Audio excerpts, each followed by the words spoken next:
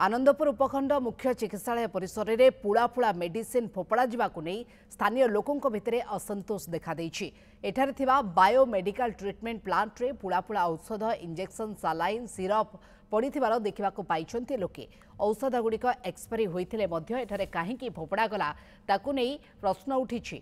Expiry हेउथिबा औषध संपर्क में जिला मुख्य चिकित्सालय को सूचना दिया सहित सेठाको पठाजिबार नियम मध्य रहिछि हेले से सब नकरी औषध तक बायोमेडिकल ट्रिटमेंट प्लांट ठारे किए एवं काहेकि पकाइला ताकू नहीं उठिछि प्रश्न। स्थानीय लोके एनेकी प्रश्न करिसेंति घटनार उच्चस्तरीय तदंत दाबी करिसेंति एवं कार्यानुष्ठान ग्रहण करबाकू दाबी करिसेंति। अन्यपटे घटना संपर्क में आमे मेडिकल सुपरिटेंडेंट को प्रतिक्रिया नेबाकू मध्य चेष्टा करिथिलु हेले रविवार जेहेतु छुट्टी रहिछि तेणु सुपरिटेंडेंट अनुपस्थित रहिसेंति।